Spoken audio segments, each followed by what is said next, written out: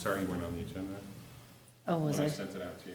Oh, yeah. I did not include you. Yeah, that's why I was like, I haven't gotten anything. Is this meeting happening? But that'll be remedied in the future, won't it? Yeah. All right, push your button and make it green. All right. All right, I guess. Green. We're all green. Green means go. We'll call the meeting to order.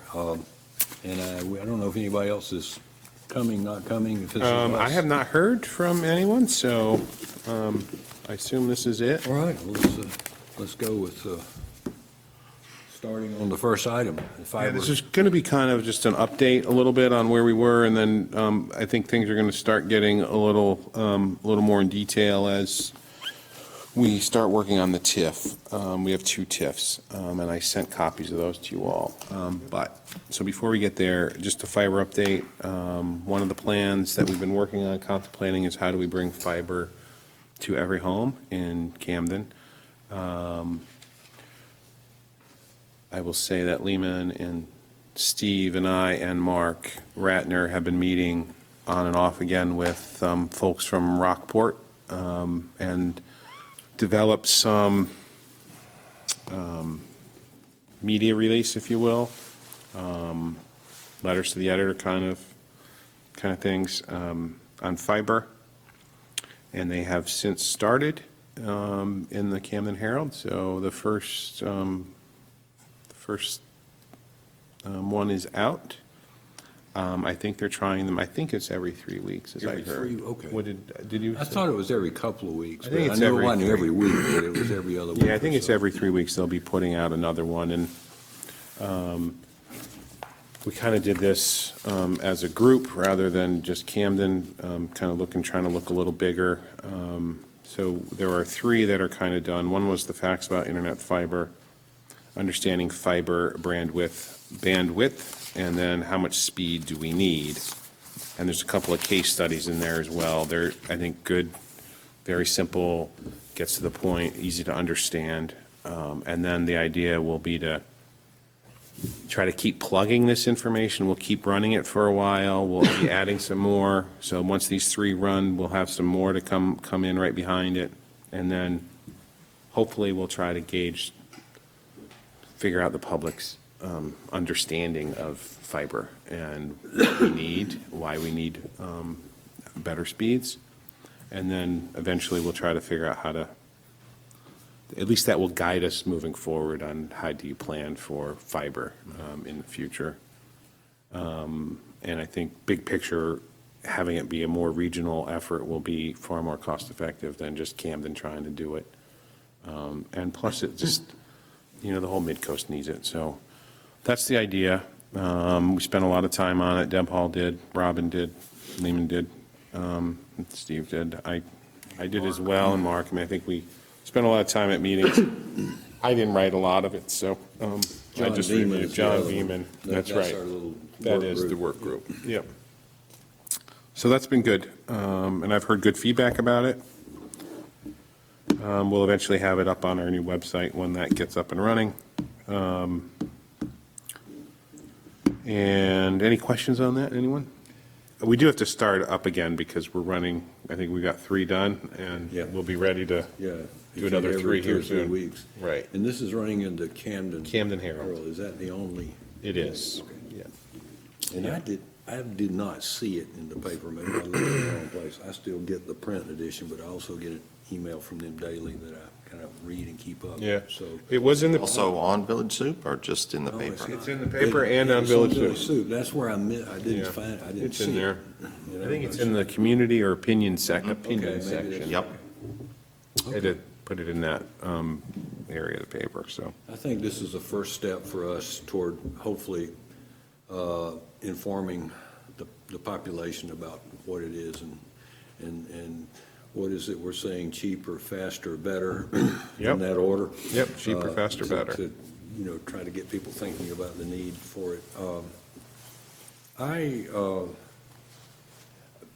Couple of questions, and this is for broadband discussion, but just for the good of the group. One of the things I keep hearing about out there is the possibility of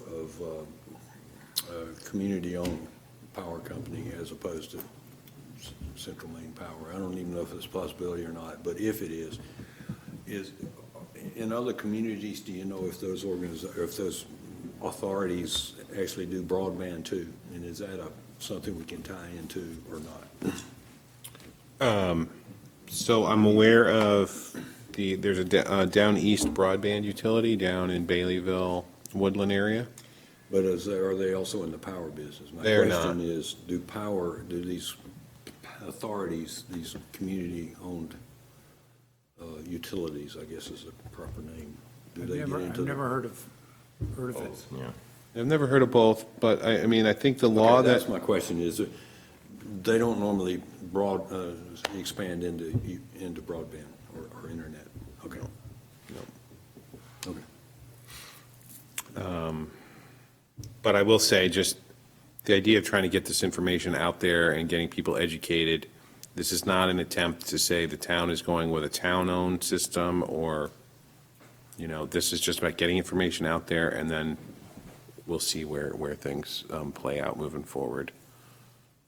Reading, it's interesting, Lincolnville, I know LCI is, that's their kind of their home, but they, I think, are covering I think every home in Lincolnville's got fiber except for, or at least the ability to get to it, except for like 20 homes or something in all of Lincolnville. Pretty amazing. But that's where we are right now. Camden Housing Trust Work Group. I know this group, Cedac, had talked about housing as being an issue. The Select Board, clearly it's an issue for them. It's an issue from MDI to Portland, housing. And the new number out of Bar Harbor that I've heard is that 36% of the dwelling units in Bar Harbor are seasonal short-term rentals. 36%. Do you know what it is here? I don't know. I don't have that information yet. I'm going to try to. Going to try to get it, work with one of the entities that licenses short-term rentals. They'll reach out and say, hey, would you like a demo? If you do a demo with them, they'll give you all the information that they have out there. So we could at least get that at some point this summer. So to try to deal with that issue, MDI has the Island Housing Trust, Freeport, which is an issue down there. They have the Freeport Housing Trust, and it's a little bit bigger, more involved than the Island Housing Trust, and they've actually gone into other communities. But they're purchasing housing, developing housing, and placing affordability covenants on them. And so we keep hearing that housing's important. The town has a handful of properties that we would be interested in working with a developer or some entity on. Unfortunately, there doesn't appear to be any entity that's willing or able to do it at the present time. We've reached out to Habitat. They don't have the wherewithal to do it right now, to do projects here in Camden. So in talking with Audra, it was kind of decided what we really ought to do is not based on the old CAHO, Camden Affordability Housing, affordable housing, but to just try to look at this anew and see if there's a way we can, based on the Island Housing Trust and Freeport Housing as models, try to bring those to Camden, and it may be successful in maintaining affordable priced housing in the region. In Camden, I'd like to look more regionally as well. So we're moving forward. Habitat isn't interested in being involved in that. Knox County Homeless Coalition is interested. I've talked to a couple of legislators from the area. They're interested in being on something like this because they see the need for it. Has a question? Yes. I just had coffee with Bob Falciani a little bit ago, and he was saying that he was under the impression that there were two people interested in Sagamore for some sort of housing thing. Is that old news at this point?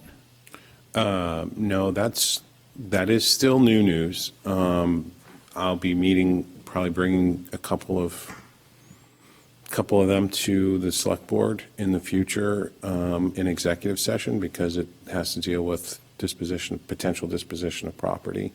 But that's still in the preliminary stages. Would that fit into the kind of housing you're talking Yes, about? one of them would definitely fit into that. They're looking at moderately priced housing. I will say, I know people may be concerned about Sagamore Farm because of the, the trails up there and the use that it does get. Every person I met with, when I talked to them, what is important is that we maintain public access and we maintain public trails on that property, no matter what project you do. If the town is going to be supportive of it, there's going to be town public trails on the property. That's great. And I've talked about solar and orienting them appropriately to take advantage of solar, and they were all on board with that. So Great. it's a plus from both of those developers' perspective. Those are pluses to do a development there. So again, what I'm looking for is to try to, I'd like to get someone from Cedac on this little working group that would help look at articles of incorporation and just go down that road. Do we really want to do this? How do we do it? And that's what I'm looking for. You say Habitat, Homeless Coalition, local legislators. Knox County Homeless Coalition, I was going to reach out to a couple of builders that I think I have in mind, and some other interested folks in town that have expressed interest in affordable housing issues. Are there any lawyers? And I only bring that up just to set it up for the articles and all of that. I mean, I know on CAHO there was some Yeah. representation, just to kind of, wouldn't that be helpful or not? I'm just Sure, throwing it out it could be there. helpful. And, Bill Kelly's now, he's kind of a part-time employee, so we have Bill one day a week. So, and I have copies of the articles of incorporation for both these entities. I mean, I think we can get through that pretty easy, and certainly we'll get legal counsel when we need legal counsel, for sure. And it wouldn't be a bad thing to have a lawyer on the, I'm just saying for the individual sale of all these units, hopefully, all these Yeah. units that you agreed. I understand that. Is the interest in Sagamore Farms because it's town-owned and therefore the developers see flexibility or something in terms of the plating or something? Or, I mean, I'd heard that someone was interested in the Boulogne property for housing too. That's a fairly large piece, but instinctively, I would think it would be, more this side of town than that side of town that would have more opportunity for land development for housing. Yeah, I understand that, and I hear you. I think there's one lot over on Thomas Street that kind of comes to mind Yes. for me. That's one lot that's for sale. Outside of that, there's nothing in town that's for sale. And nothing pending even, in terms of pending. interest. Right, Nothing town-owned. right. Other than Sagamore, and I think people know that Sagamore property's there, and that it's large. Part of this housing piece, I'm thinking about, we have a town lot on Rawson Avenue. We have the house that's on Willow Street that we took for back taxes. We have some properties over on Willie Street, Wiley Street. Is it Wiley or Willie Street? Wiley Road. Wiley Road, where CAHO did a couple of houses back in there a number of years ago. There's still some land in there that I think we could, in theory, develop into housing. Tannery site? And then there's the whole tannery site. That's a whole nother, haven't even gone there yet. So that's possible too. And I've talked to people who have expressed interest about residential on the tannery, multifamily. But what I envision is, what's neat about the Island Housing Trust are the affordability covenants that they put on the properties, because they maintain houses being affordable. And that's what we really lack in town. So just something we're looking at. So I've been asked to get someone from Cedac on that work group, at least the beginning start of that work group. Any interest from anyone here? I'll go for initially to see You'll what's go? going on. All right, Absolutely. perfect. That sounds good. Leaving that all right with you? Yes, sir. And then, it's just going to be, I think we'll meet just initially a couple times and just try to get a good framework, what we're wanting to do and brainstorm, and then may send us into another direction. I never know. I mean, I've never been involved with creating a housing trust, so this is new for me, but it looks like it's working on MDI and down in the Freeport area. And the Island Institute, don't they have something too that? I think what they do is they support, like, there's one out on North Haven, Sustainable North Haven, it's called. Okay. And I've reached out to the Island Institute folks, and they've sent me in certain places. That'd be interesting. Yeah. It's clearly an issue. We need to, Absolutely. we're trying to attract, and we would like people to come here, families to move here. We don't have affordable housing for families to move to. I mean, the issues behind that are, there's a lot of issues that are out there. I tried to talk to a developer about this issue, and it's like, I can't even, it's the labor issue, Just to build them. Right? just to build them. I mean, I asked the question, as a developer of residential houses in the southern part of the state, why is no one doing it in the mid-coast? I mean, it's ripe for housing in the mid-coast. And it's a labor issue. It's a labor issue. Even in southern Maine, he's bringing some of his employees down to, from Augusta area, Rumford area, that are driving to Portland to build houses. So, in Portland South, so. All right, that sounds good. Steve, appreciate it. And maybe, since Marie's here, sorry, Maria, I'm going to bring you back in. Maria was appointed to CDEC, Maria Levy was appointed to the CDEC by the Select Board, just last month, right? Last month? We haven't met every month in this winter, so we're starting back up. So thanks for joining us. You're welcome. Thanks for your interest. One thing I thought was really neat that you guys started, I remember you came to the Select Board and gave a presentation on your program that you're working with a school in Boston.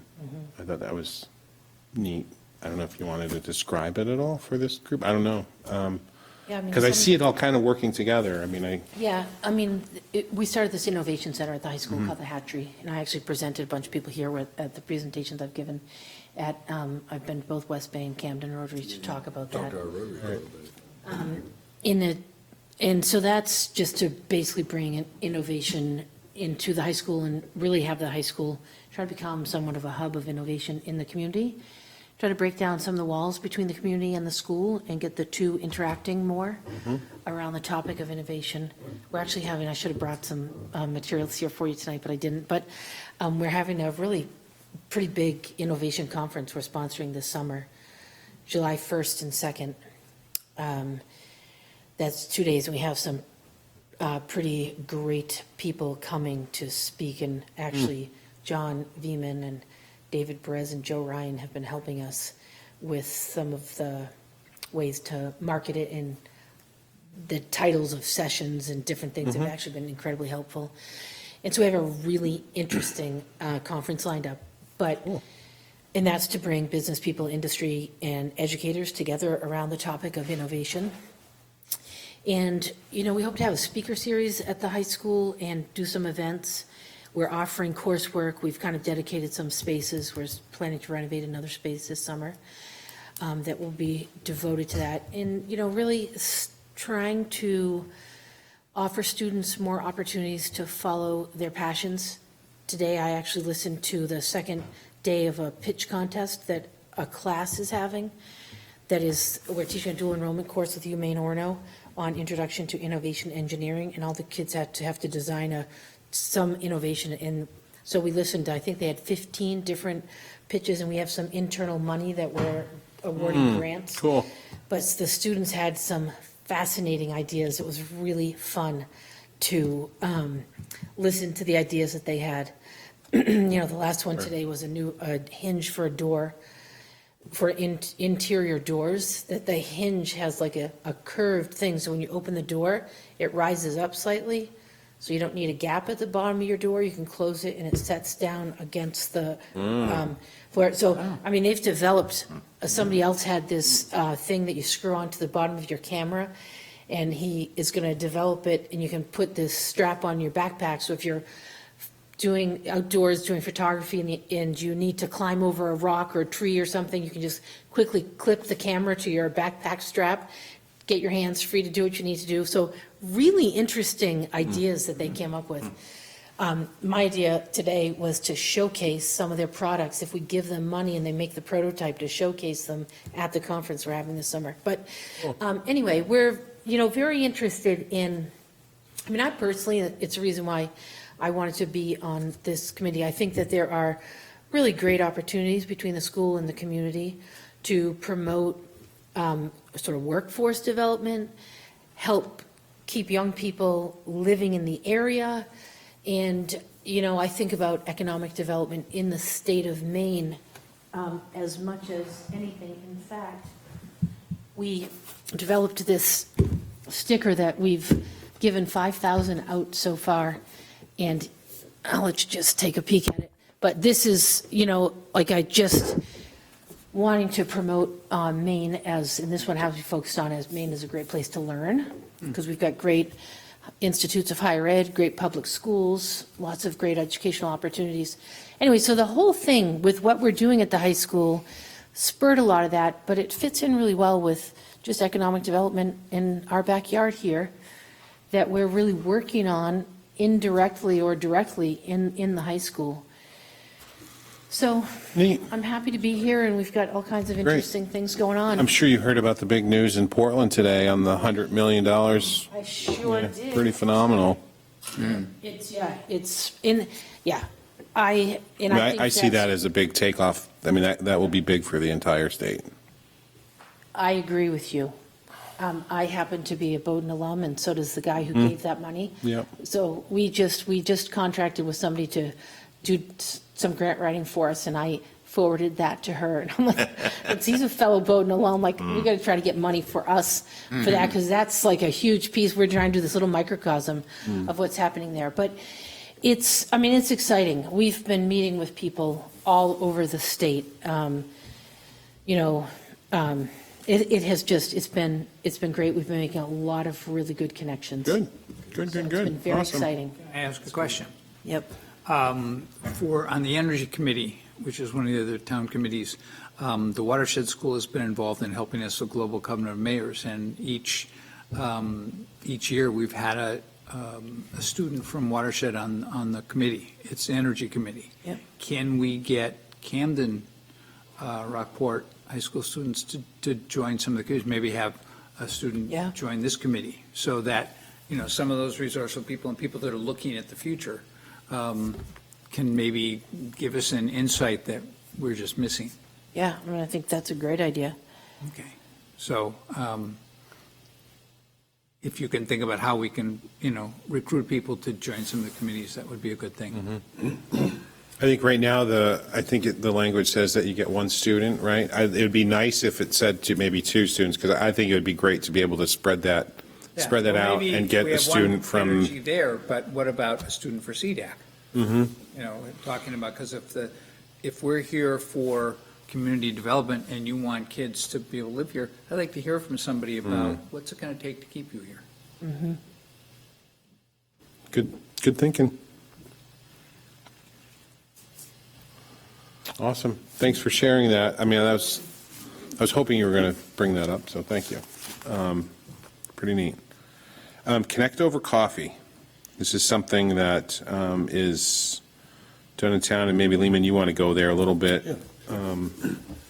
Back in the past, when the town was still involved in downtown development, we started a program called Connect Over Coffee, and it was like the first Wednesday of the month at 8 o'clock. We would find hosts around town, businesses, retail, banks, opera house, library, to host a informal coffee break, and people were invited to come that had an interest in the downtown.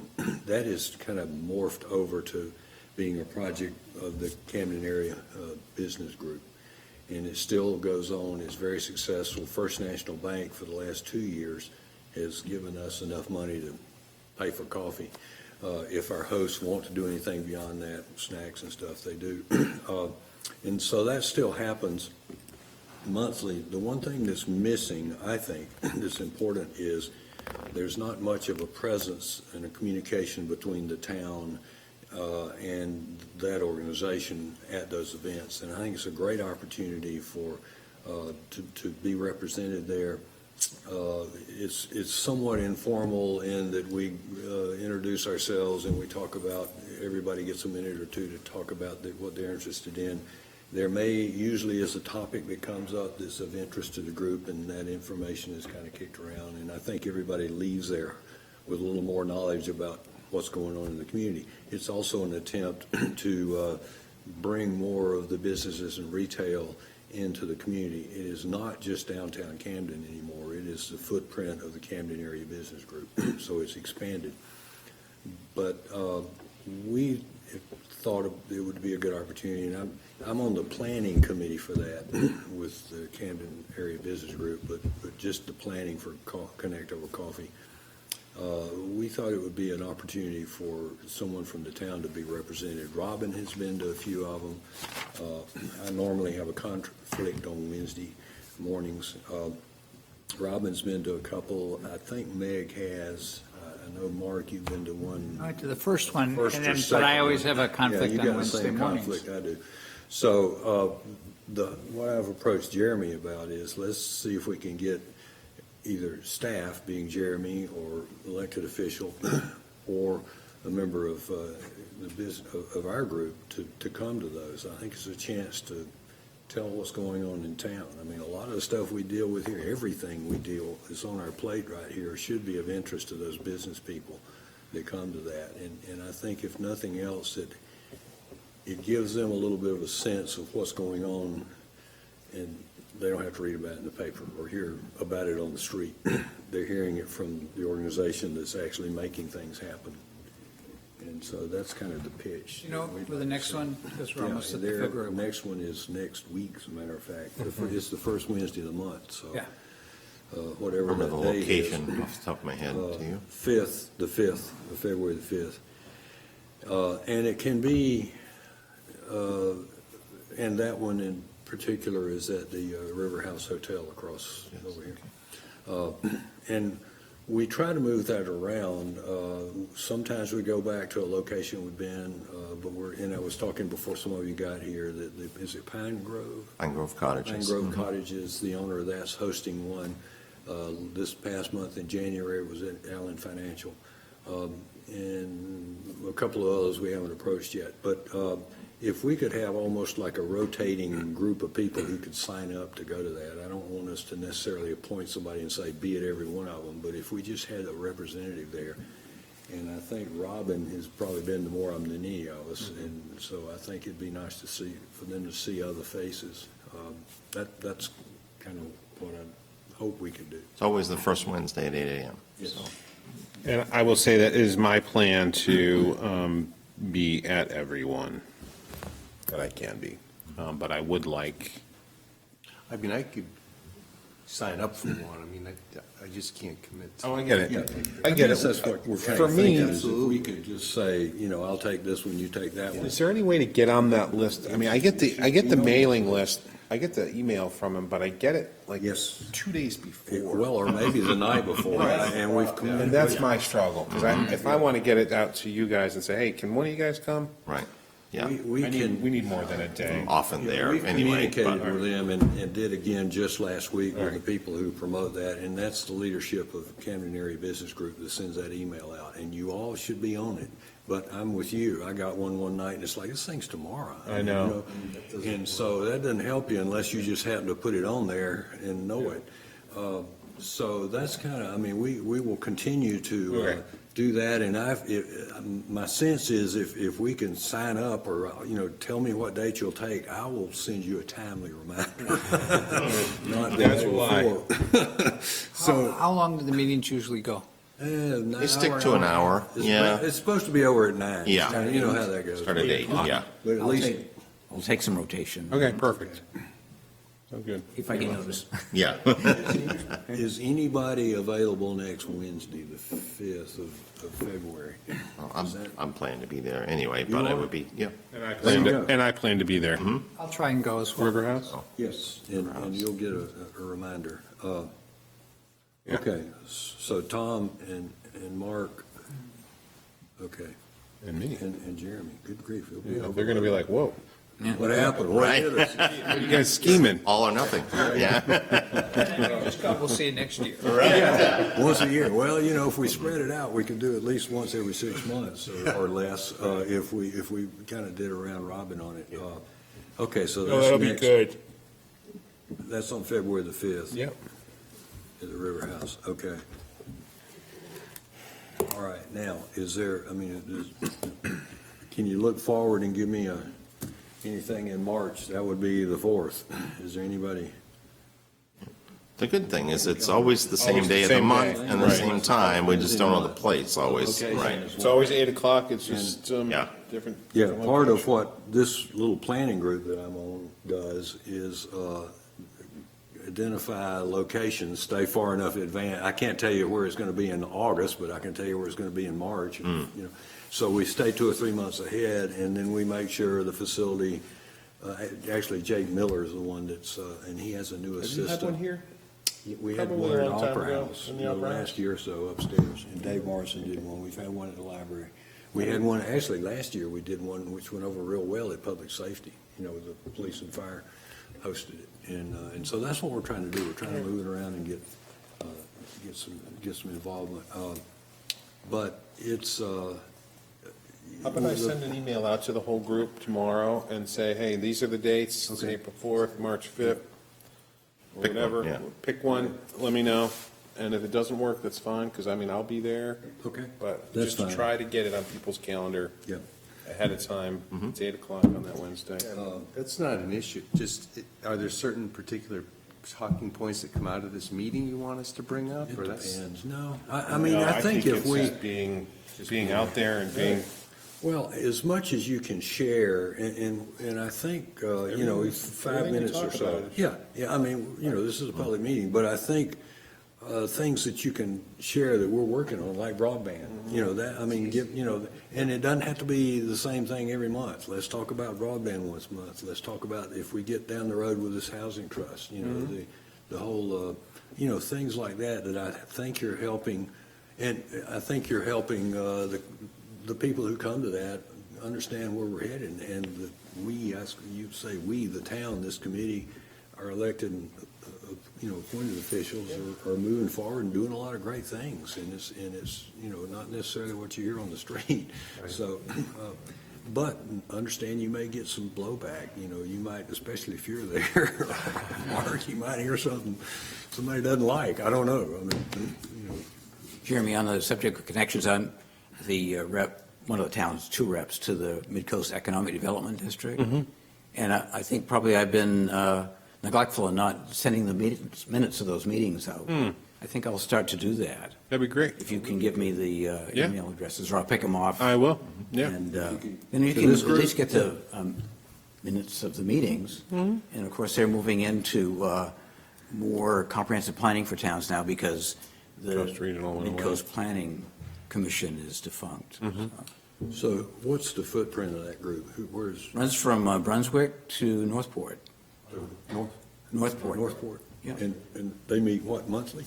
They meet monthly, yeah. Well, this is the executive committee meets monthly, and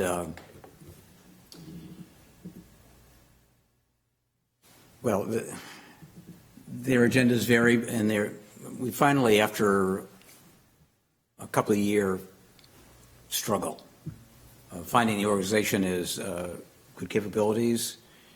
Knox County has finally agreed to pick up all the membership dues for the towns in the county. That's just what Saginaw does for their towns. That was a big Lincoln- step, huh? Yep. Lincoln's in the middle. They're still like an outlier in that respect. And Waldo County, we've They don't have much, offered to cover, but but they don't have many towns, right? If no, just and they one get Northport. drawn, actually Belfast gets drawn more to Bangor. Yeah, but It's a we have tough some one. connections this way, Yeah. but also to Bangor. Yeah, Belfast, or Waldo County's kind of out there. Yeah, it is. Mm-hmm. So I'll begin to do that. Awesome. And, That'd be great. then you'll know the directions they're heading as well. That's great.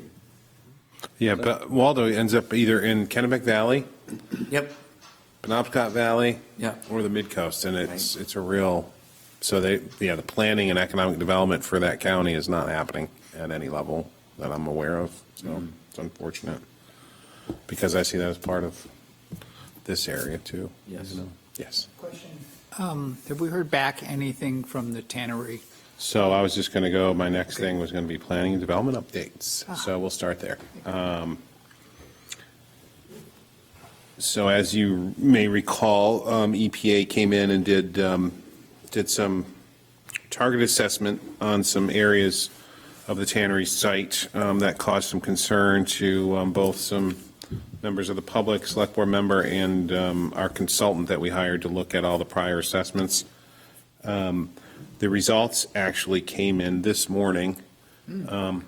today. It's in a data table. That's all it is. It's not a report because I've been pressing them for this data. So I can get our consultant to start looking at it so we can then work with our other consultant to figure out how we're going to redevelop the site in whatever fashion we do. So we do have it. I'm not prepared, ready to Okay. go into detail about it. The PFAS samples did not work out for whatever reason at the lab. PFAS are these forever chemicals that are really nasty, really bad. I think we're probably all wearing some PFAS on us. And those need to be redone, but they're actually outside of the time period that they can be tested. So we got to, that was the state asked for those PFAS samples. That the feds didn't seem to want them or care about them, but the state was adamant that we get them. But so I would hope within a week we can have the report that details what it found. So at least that's good news because they said it was going to be to us within 3 weeks, and that was the week before Thanksgiving when they did that sampling. So You get months and weeks. we'll get months and weeks. 3 Yeah. weeks.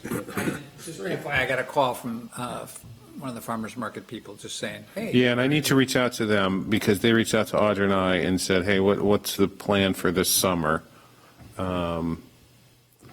My gut says, is they'll be there at the site this summer. That said, and this is where we got to, if all of a sudden cleanup plan needs to move forward rapidly, we may need to provide them alternative location rather quickly. I don't envision that, but I think you always have to have every option available to you.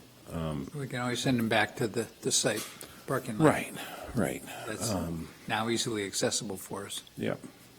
Did you want to ask something? No, I'm just anxious to get the RFP process going. I know. And all of that. But. I agree.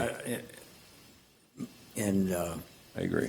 my forecast was, well, there's nothing else there. What's But, that? My forecast was, well, this next round of testing that's just been completed would show nothing needs remediation. But perhaps that was overly optimistic on my part. I don't know. That's a great thought. Yeah. I will say another thought, though, in all of this, and I am not a person to go into detail, go into this, but the consultant that has been working with us, they've been successful in using the risk assessment model to determine what type of cleanup needs to happen. So rather than just using the DEP standard regs that say, if it's an office use, this is what the standard is, or if it's a park use, this is what the standard is.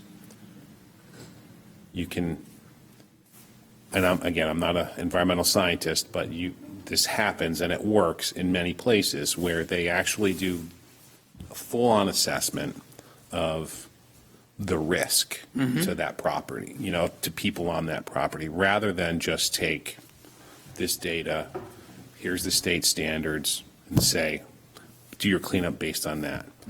You can actually do your cleanup, or maybe not even do a cleanup, based on what your risk assessment shows you. So that is a new potential path that we hadn't even contemplated or thought about.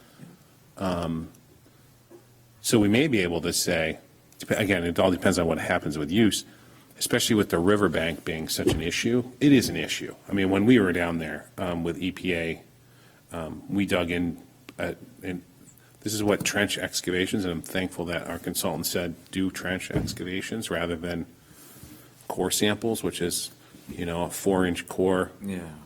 random spots around the property. I mean, trench excavation, you dig in, and if you find something, you keep digging. We found some things that we probably wouldn't have found using a core sample. But we did. We found, I don't know what, I mean, it's probably heating oil, barrel of it, at least. I mean, there was a lot of material down in there. Soils were nasty. That we weren't identified anywhere prior.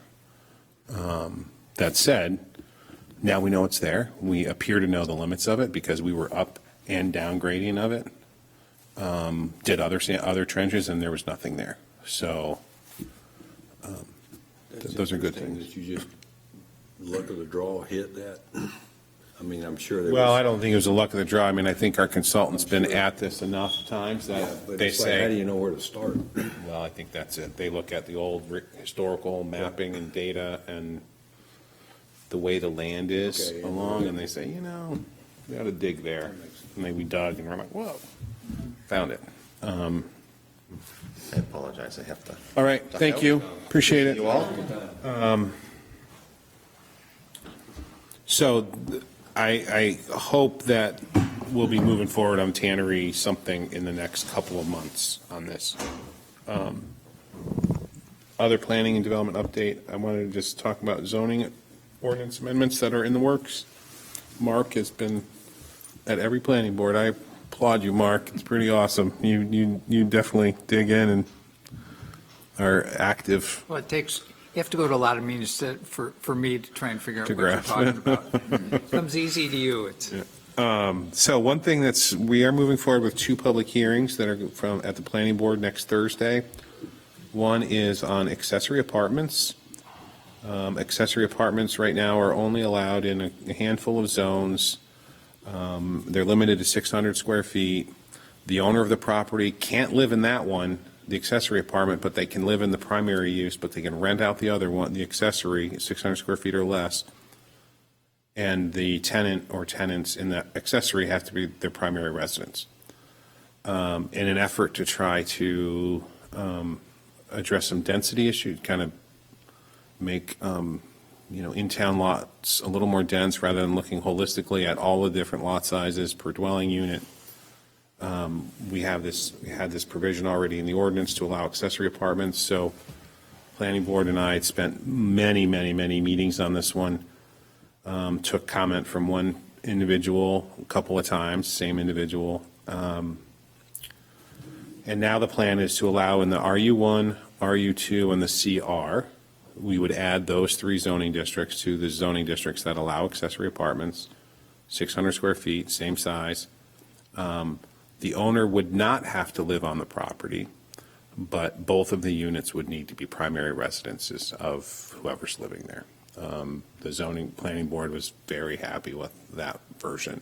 Just to back up where it originally came from, I believe, is a couple that had no longer the need for their big house. Correct. Said, we'd love to be able to move into our small apartment because that's all we need now and rent out our big house. Right. And the law wouldn't allow that. Correct. So they had to stay in the big house. So that started the change and modified it a little bit more to make it more useful for people. So does this preclude somebody renting that for by the night or by the week? Is that what this is? These are, the wording well, of this is? I'm trying to keep this as separate as possible from short-term rental discussion. But it sounds like if you've got to be the primary residence. And which is for the both, current, that's what you're. which is currently, it says that the owner needs to live in the primary use structure. It doesn't even say the owner needs to be that their primary residence. It just says they need to live there. And the other one has to be rented as a primary residence. So we're defining primary residence, which has not been defined in the zoning ordinance before. We're doing it as 6 months plus 1 day.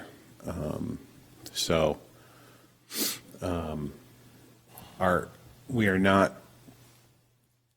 trying to address the short-term rental problem with this. It is our hope that people will take advantage of this provision and put small units on their property, either in an L in the big house or in a small detached garage or above a garage, small apartments that either can be, for a working couple or whoever, but that will be their primary residence. Well, this would also, goes back to that whole issue of affordable housing. It does, and if you look at towns up and down the mid-coast, they're adding accessory apartments to their zoning ordinances for this very reason, and not for the short-term rental reason. Yes, Yeah.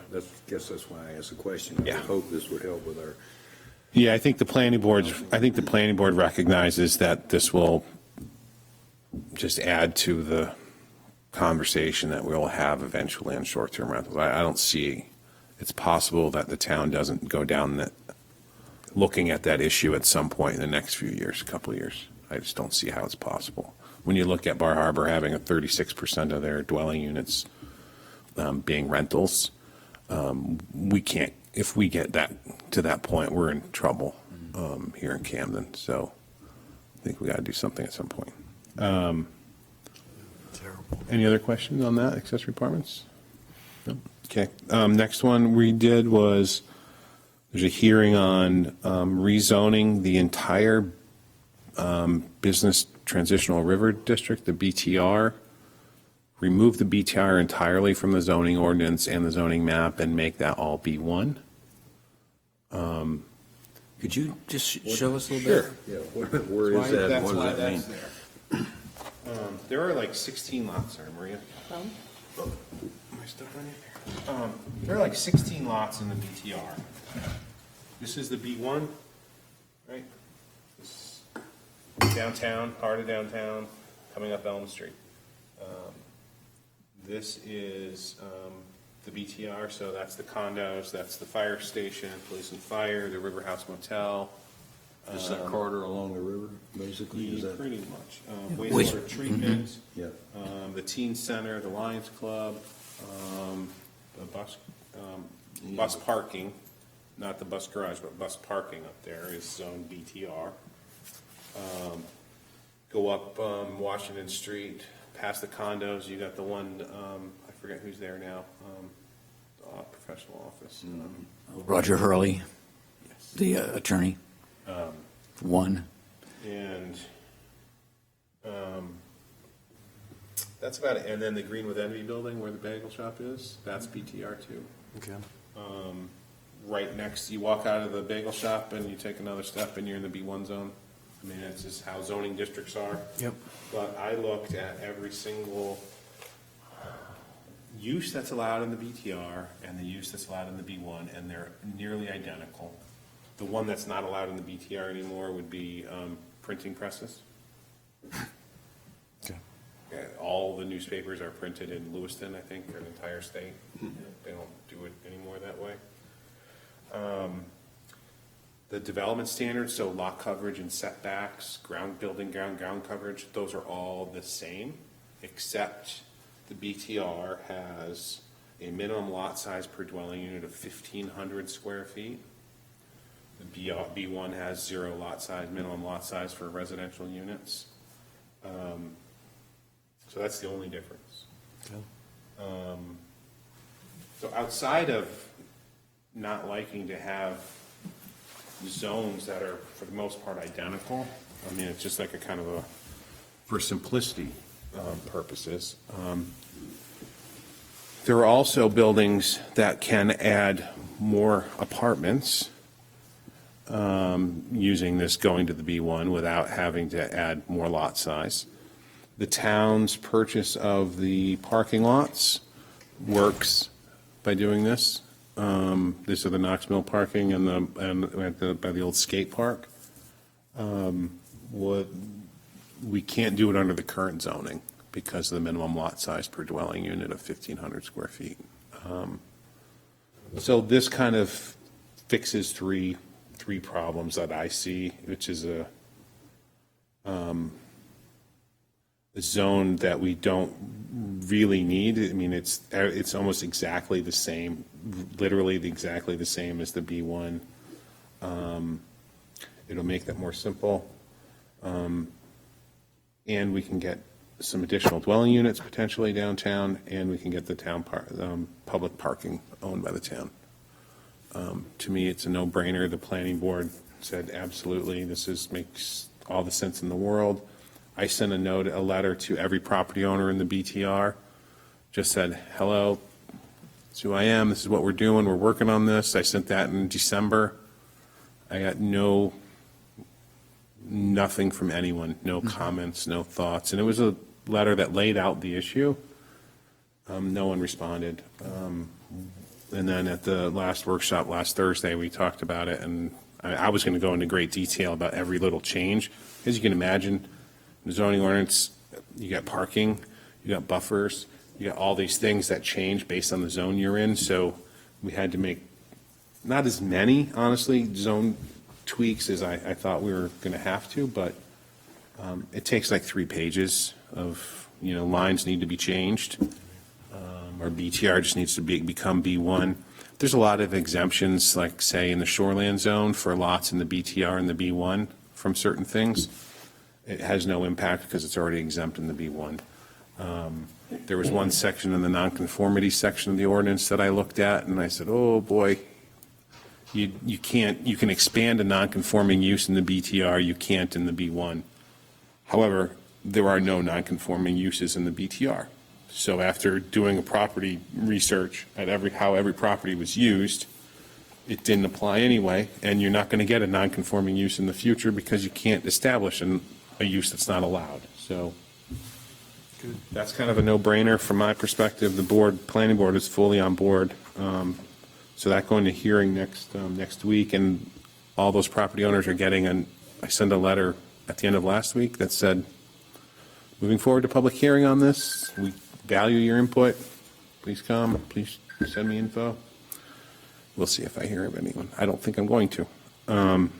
The property owners, though, there are no residential, these are all Condos? Okay, I guess that is. The condos are residential, and then there's a couple on Mechanic, there's a couple of apartments. Okay, the condos being Knox Mill? Yep.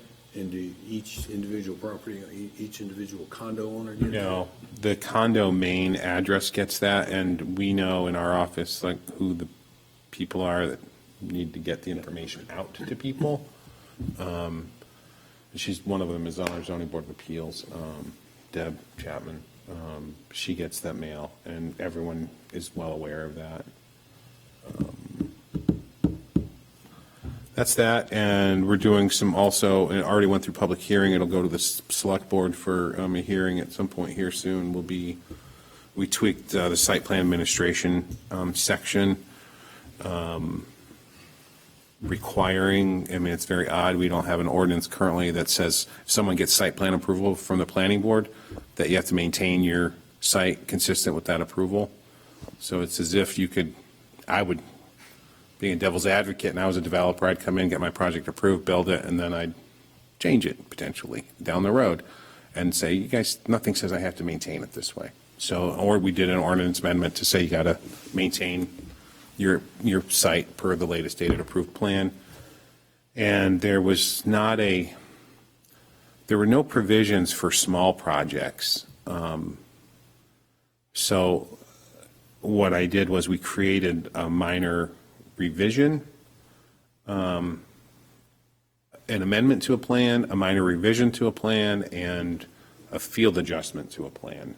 Field adjustments are where project gets approved, for whatever reason, engineers didn't do their homework, they ran into ledge, they can't put the sewer line there because of ledge, but they found a little vein where there's no ledge, so we're going to put the sewer over there. Is that okay? And that's something that the code officer can approve as a minor field adjustment.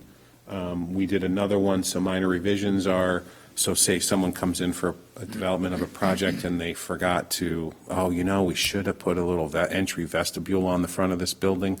This is a 10,000 square foot building, and they just want to add an 8x8 vestibule on the front, still meets all the development standards, still meets all the setbacks, doesn't impact anything. In prior iterations, it would have had to go back to the planning board for approval. Now they can get that approved by, if I'm okay with it, the planning development director's okay with it, the CEO is okay with it, and fire is okay with it.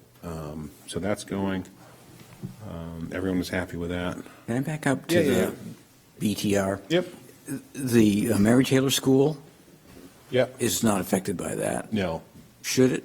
well, I guess, I don't know how you pick that building up, but Maria, if you wanted to have uses on the basement floor or whatever for commercial enterprises or educational enterprises or We something. we kind of tweaked the zoning last year to facilitate some of that That's all stuff. taken care of? Okay. Yep, we did. And since I've started talking about this one, now people are coming in all over about, what about this one? What about that one? And I say, well, just not about this or that one and related to the BTR, but, I'm across the street from a zone that I'm not zoned. Can you bring those regulations to my side of the street, or can you bring those regulations to the next door property? I mean, it's the nature of zoning. I mean, there's got to be a line somewhere. And you try to make sure it matches best within the community of existing uses and what the plan is. That's kind of, also the Historic Resource Committee's been working really hard at trying to protect the town's historic character and historic resources. I've been working with them for over a year on these. They, really would like to bring a historic preservation ordinance to the town. I think they realize that it may be an uphill battle. So I've worked with them to draft a demolition review ordinance, which would delay the demolition of a building that lies within a historic district, National Registered Historic District, or a landmark property. These are national landmark properties, or properties that are awaiting final approval for national listing from the feds. Planning Board, honestly, is not unanimously supporting it, but I think they just got one person that isn't too keen on it. I think they've thought about it long and hard, met with them a few months, at a few meetings, at least a few meetings. The Historic Resource Committee was really hoping to try to hit every property up in town that was 75 years old or older, and I said, whoa. So that's not moving forward. It's just looking at those that are part of historic districts. I mean, I will say, having dealt with this many times, what ends up happening in a community that really values and cherishes their historic properties, because they are what make the town oftentimes. Once a significant building goes away, they come into the code office, they get a building permit to demo it. Next day, the excavators are out there demoing a building, and the code office and the town manager or city manager get phone calls. What on earth is going on? How can you guys let this happen? And I've always said, well, don't have an ordinance. And so that's what ends up starts historic preservation ordinances generally, is when something happens. So they want to be a little proactive. They want to have a demolition review ordinance that would require the developer or the person who's trying to demo that building to work in good faith with them to come up with alternatives to demolition. That's all it is. It doesn't mean that the committee can say, nope, you're not demoing it. It's just a waiting period of 120 days if the committee believes it warrants that 120 days. One thought, and I have included it in the ordinance, is to require, if it is a significant property and contributing to the historic district, then the developer or applicant will then conduct a historic recordation of that property, which is kind of an involved process where they get a design professional to come in and a photographer, and they do black and white archival photographic prints, so that that building can be forever documented, what it was and what it looked like, and that will be put into the Camden Public Library and sent to the Maine Historic Preservation Office is the plan. We'll see how this thing goes with the town, but So you say only Go ahead. in historic districts? yeah, And they're, we have three: the Great Fire, Chestnut, and High Street. Elm, I will say, Elm was one that started back, and I just found out that it started back in 2002, and it's not even completed yet. Elm Street Historic District. So that's in the works. I think they need to, so part of that process, when you go through the feds and the state historic preservation office, you end up having to get all the property owners, for the most part, consent as you go back through the process. So they're going to end up having to there's been properties have changed hands multiple times up there. So Jacobs Avenue is another one that is contemplated for listing. I will say that what they tell me is everyone that would fall in it would like to be in a registered district. I think people think that there's a fear there. If I'm in a historic district, people can tell me what I can and can't do with my property. The reality is that's not true at all, unless the town has a municipal ordinance that regulates those things, and the town of Camden does not right now. The only time, if you're on a national listed district or a landmark property, is if there's a federal undertaking, a federal involvement on the property. That's when historic standards come into play. But so it's really, this demolition piece is an attempt to try to work with a developer before they demo a significant property. Not every property is the committee going to, or the Historic Research Committee going to say, whoa, we need to, they're just not going to find every one significant, would be my guess. Certain ones are more contributing and significant than others. I don't think they want to stifle property rights, but they just want to acknowledge that these properties are significant to the town, make the town what it is, and if we lose them, we lose that character of the town, and you can't get it back. So I know that brings a lot of people from both sides. That historic preservation always does, I will say. Kind of all I have today.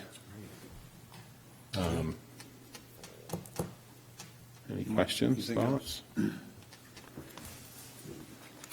Oh, TIF, I'm sorry, TIF is on there, yes, sorry. And that's really just an update, because this just got dropped on my plate last Friday.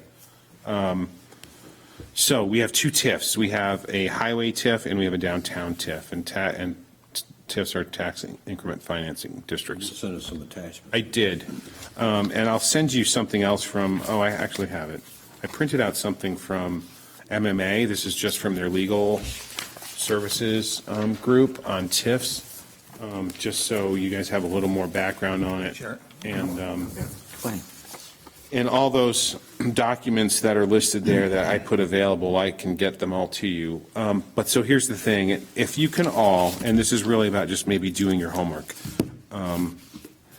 in these TIF documents, it does say that Cedac is important entity in working on these. And there is some movement. Audra has approached me last Friday about getting rid of the highway TIF. And then just focusing on the downtown TIF. Okay, where is the highway TIF? I mean, what area? It's like the gateway. Elm Street. Yep, That they're talking about? correct. Hannaford. It's in this plan, it is in this, yeah. So it's from, Okay, yeah. yeah, I know where this is. yep, it's all that. All the way into. All the way into where it becomes then we're into the district, then we're into Wood Street, okay, but even right. some of this is part of the downtown district. Yep. Okay. Why does she want to get rid of it?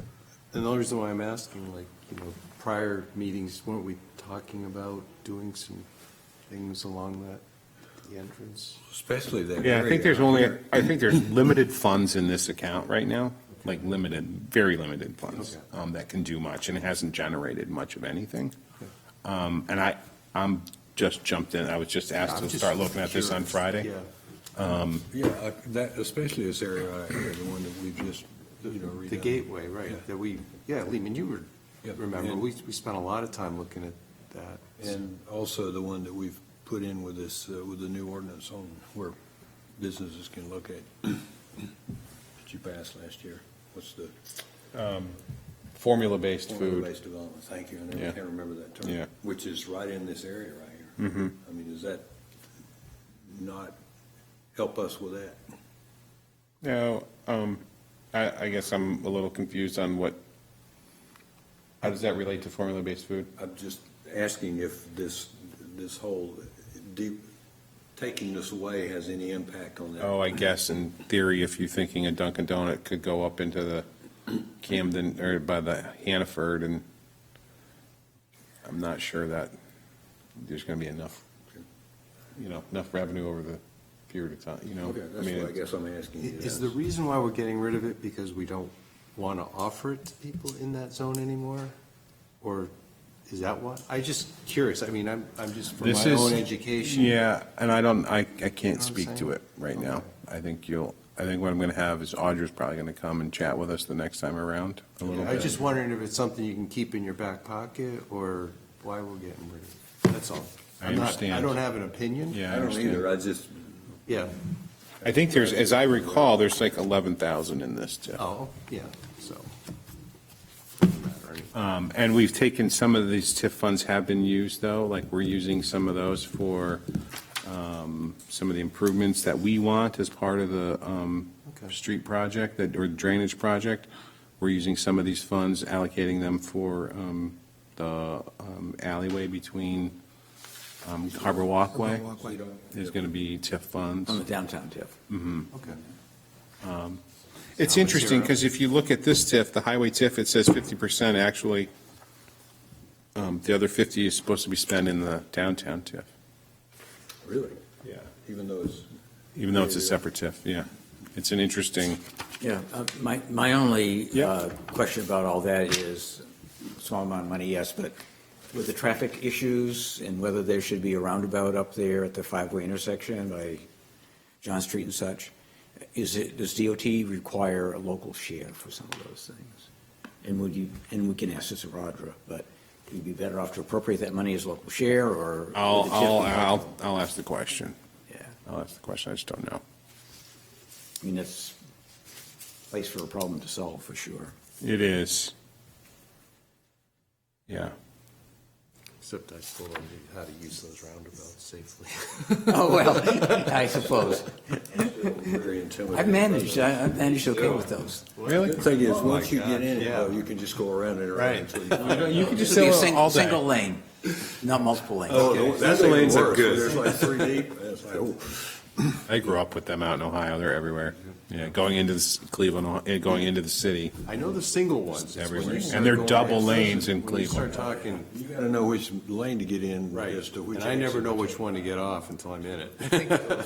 You know, they have Oh, I should've signs been for over you. a little. Yeah, I know. But like in the winter I when think it's. my when wife it's would the drive ones on the 25 road, miles out of the way to not go Avoid through that. one. I took my daughter, it was her first adventure on the interstate driving, when she was getting her license, and I said, I asked her where she wanted to go today, and she told me, I was like, I think we should go to the interstate and just see how you do going fast, and, well, how do you want to get there? I said, let's go to Augusta. So I took her right into that Oh, yeah. rotary There's, on Route 3. Yep. well. The one that they did a couple times, they redid that, right? The one where you. Oh, go down it was not fun to be 17, with her and then going there's into that another one rotary, by let me- Capitol. You credit. Well, the one to look at is the one going into Bar Harbor, Yes. you know, past the development strip there, and it's a single lane. People fine. go around it, it's very That's easy. simple. It's the Those are ones good. that have 2 or 3 lanes. It's like, I don't know which lane to get in because I don't know which exit of them. So, You know the Hogan Road on-ramp, off-ramp situation up in Bangor, Hogan Road? Yep. DOT's actually got a plan to make what they call a diverging diamond. Oh. So this would be, more complicated. yeah. You end up coming off and then you're into the oncoming traffic. I mean, it's a very bizarre, but they put it off for now. Good. It's going to be hard for people to learn that one. So if you can just, on the TIF, just read these TIFs so you understand it a little bit and what the priorities of them at the time were. And then ask me any questions and then email me them and then I'll get some responses from Audra. Okay, we'll go speaking from of the there. next meeting, it's the 24th, same time, same place, February 24th. Okay, so all we do is make it. Okay. Yeah, same Anything time. else? I'm good. That's good. Hopefully, we'll have a couple of our members back. Robin's probably still in Florida. She is, I need her back, because I need her cheaper, Yeah. faster, better. Right. Yeah. Well, thank you. Meeting adjourned. Thank you, thank you. Glad you're here. Thanks for coming. Yes.